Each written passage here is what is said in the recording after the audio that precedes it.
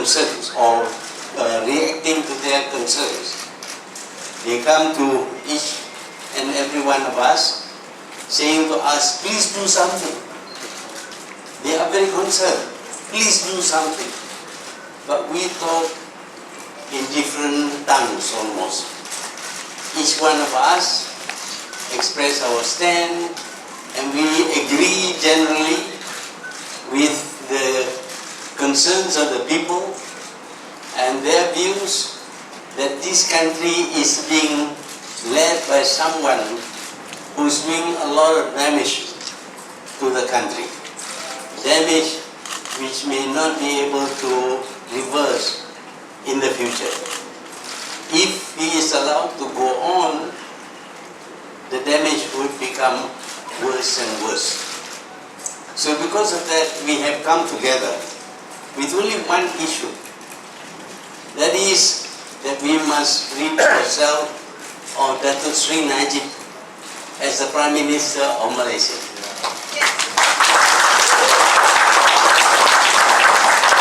That is what brings us together. That is the purpose of this meeting, so that people in Malaysia can have a focus. They can have a body that they can voice their concerns to. Not just to each other or to some people they know or to their own particular leader, but to address someone who represents the peoples of this country. Of course, the people of this country each have their own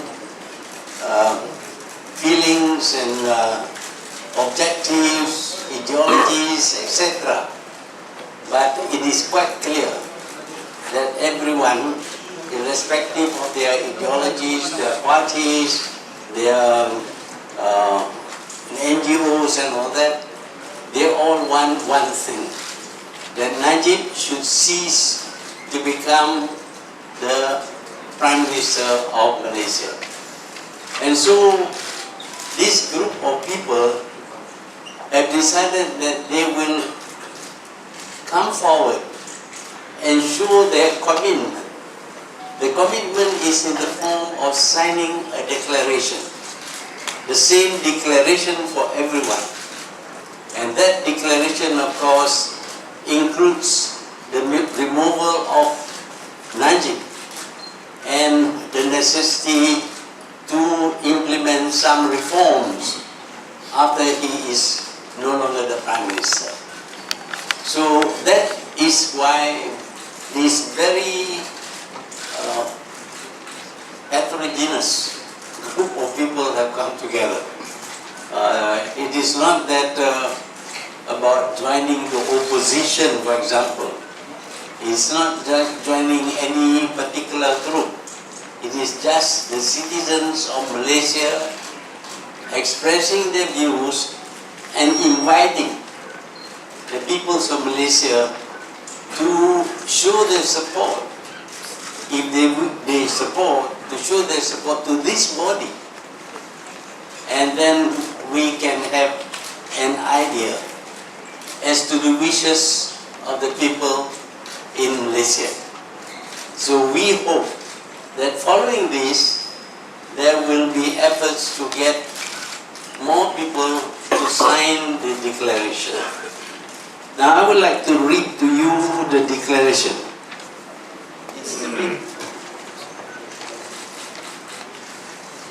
It's a bit long, but I hope you will be patient enough to hear me through. Now it is called the Citizens' Declaration.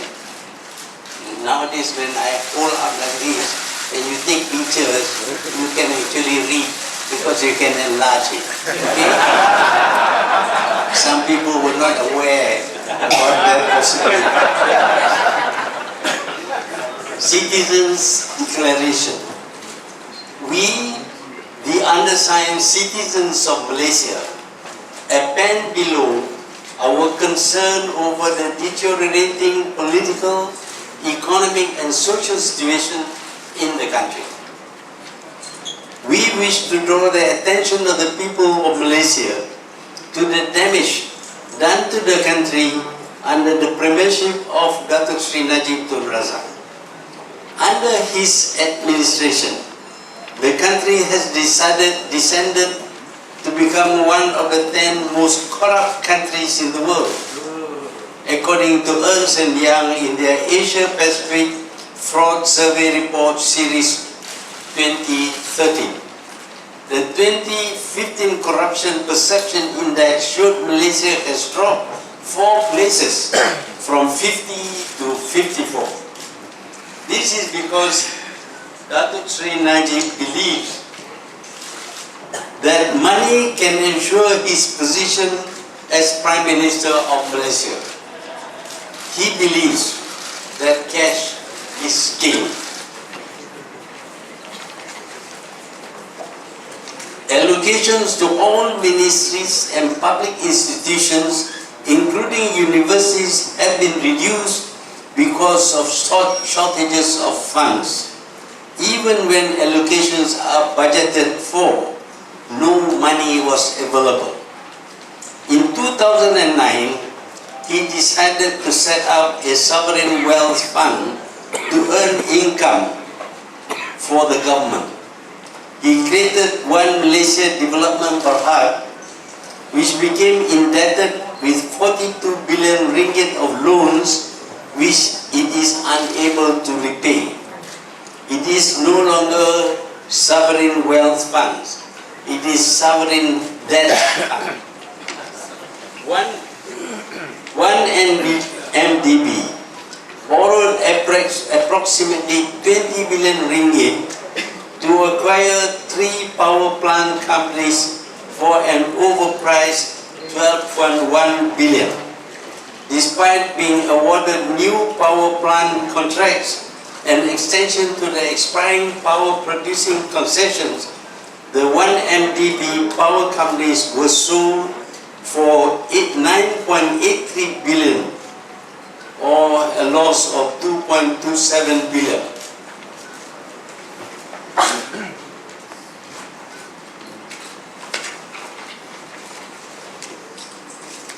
One MDB invested or lent a total of 1.83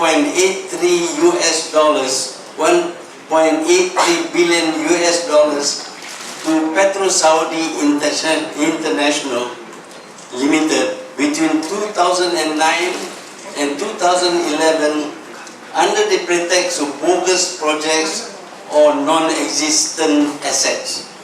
Bank Negara Malaysia had demanded 1MDB return the above money to Malaysia as their approval was given based on misinformation submitted by 1MDB.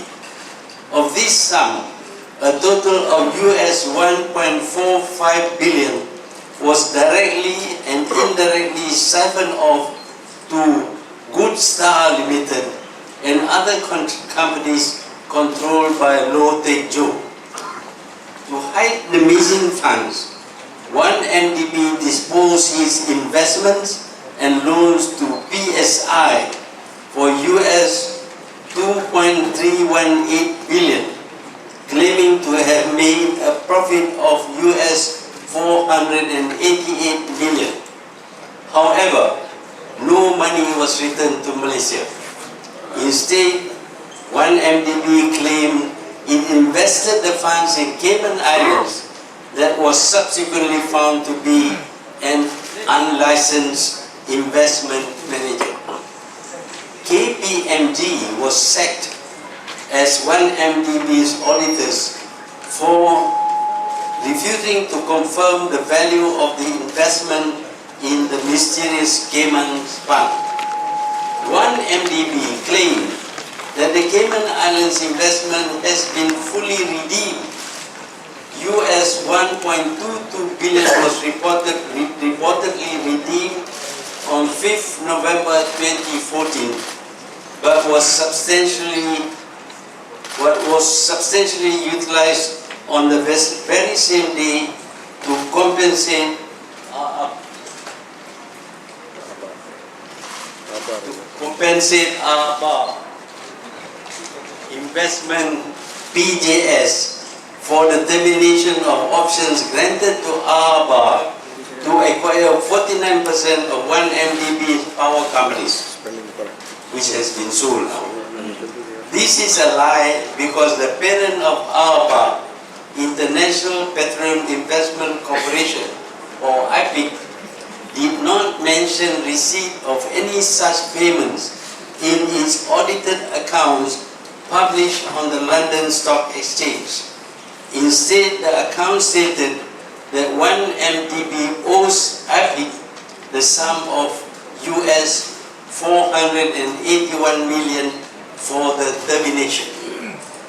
1MDB also took another loan of US 975 million from a Deutsche Bank-led consortium in September 2014 for the very same purpose of compensating ABA for the terminated options. The Wall Street Journal has exposed the fact that these money had been paid to a different British Virgin Island entity with a similar name, ABA Investment BJS Limited. They used a similar name to hide the fact that it did not go to the real ABA Investment Company, whose beneficial owner is completely unrelated to IPIC. The simple scam has fooled even the 1MDB auditors, Deloitte Malaysia, into believing that the payments were indeed received by IPIC's ABA. 1MDB announced that it made a second and final 1.1 billion redemption of the Cayman Islands investment in January 2015. Initially, the Prime Minister told Parliament that the sum was held in cash in BSI Bank.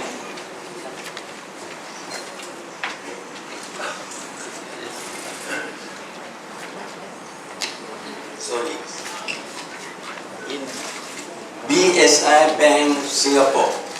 However, 2 months later, in May 2015, he informed Parliament that it was not cash, but assets. Subsequently, it was explained that these assets were units, which meant that they were never redeemed in the first place. This proved that 1MDB and the Prime Minister have been consistently lying to the Malaysian public. It also means that the money invested in Saudi, which was reinvested in Cayman Islands, are still missing and unaccounted for. A former UMNO vice head of Batu Division made a police report on the loss of large sums of money by 1MDB. No investigations were carried out by the police. Instead, he was interrogated. The person who reported was interrogated by the police, detained and charged under anti-terrorist law, SOSMA, for sabotage of the Malaysian economy. His lawyer was also arrested and charged under the same law. This had the effect of frightening people from making police reports on the 1MDB. The Wall Street Journal reported that Najib had US $681 million in his private account at M Bank, Arab Malaysia Bank in Malaysia. Najib denied this at first, but later admitted he had a huge amount of money in his account. He claimed that it was a gift from an Arab, then that it was a donation to him to help him win the 13th general election in Malaysia, then that it was a given because of his dedication to the fight against Islamic terrorists. He then claimed to have received the money from a Saudi prince, then from the king of Saudi Arabia, who had passed away. Later, a Saudi minister stated there was no record of such a gift by the Saudis. The Saudi minister suggested it was probably a Saudi investment. The amount was small. Najib expressed his intention to sue the Wall Street Journal, but he did not. Instead, he asked his lawyer to ask the Wall Street Journal why it published the report. To this day, the Wall Street Journal continues to report more and more details about the US $681 million he has in his private account. He has not sued WSJ, which he can do in the country WSJ was published.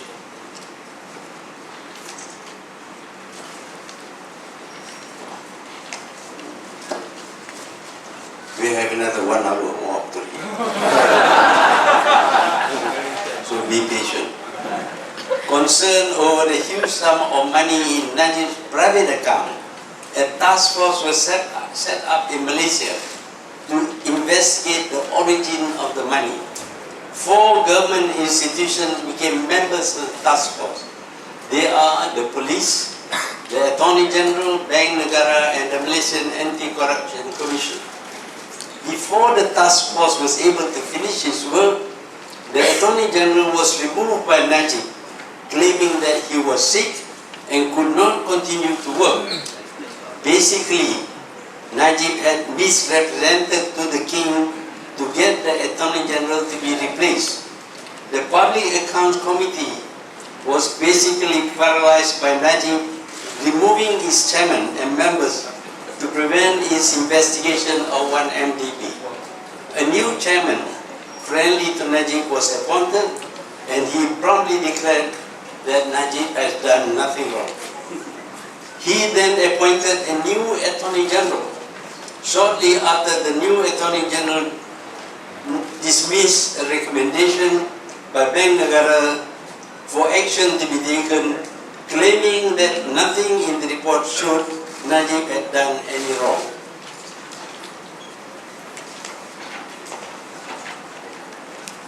Bank Negara appealed, but this was brushed aside. The new Attorney General also dismissed another report by the MACC, the Anti-Corruption Agency. The contents of the report are not revealed, and threats are made against revealing its contents. The new Attorney General has, without valid explanation, dismissed the recommendation of the 2 institutions that possess the powers and expertise in these areas. This dismissal prevented the matter from being determined by a court of law after all the evidence was evaluated. By doing so, the Attorney General has acted as prosecutor and judge. Due process and the rule of law has been denied. The sacked Deputy Prime Minister later revealed that the former Attorney General had shown him proof of Najib's wrongdoings relating to the scandals.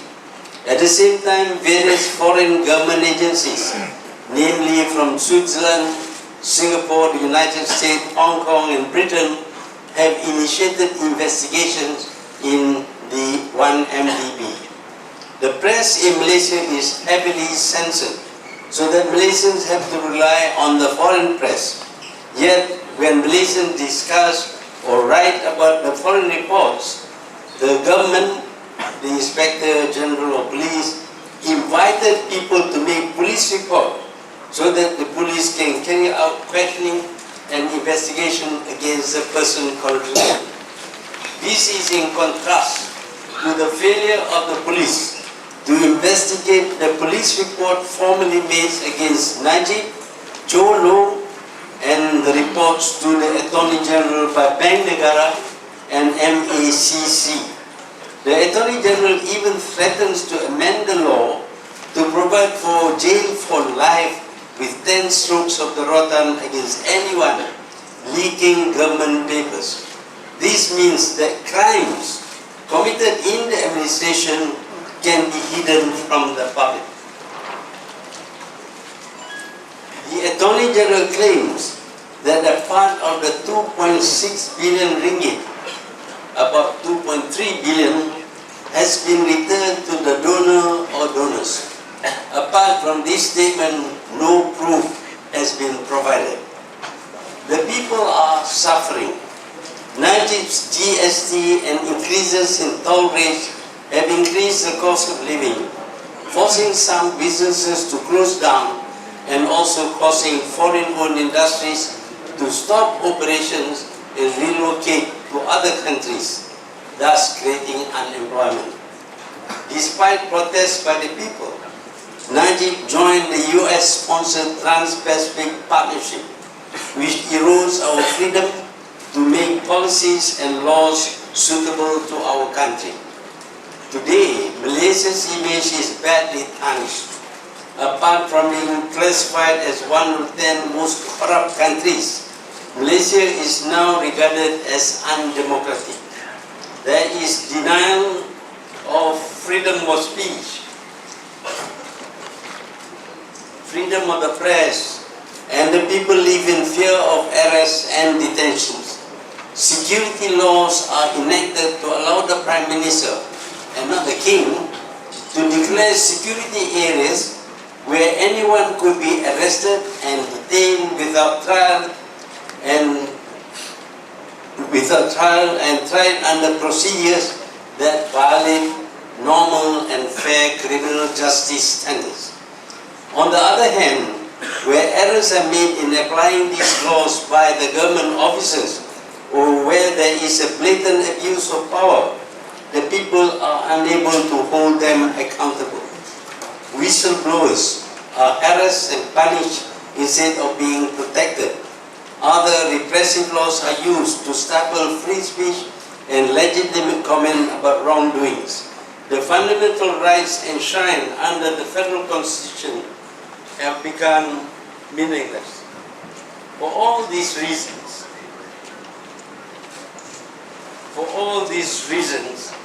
the undersigned citizens of Malaysia agree and support A.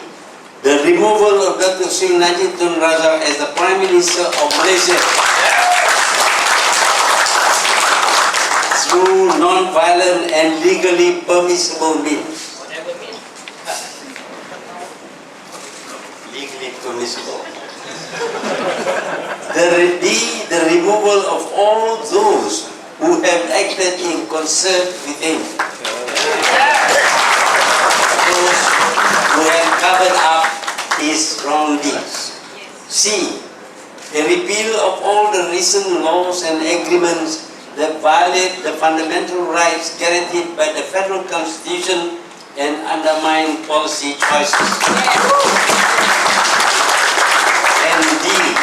A restoration of the integrity of the institutions that have been undermined, such as the police, the MACC, Bank Negara, and the PHC.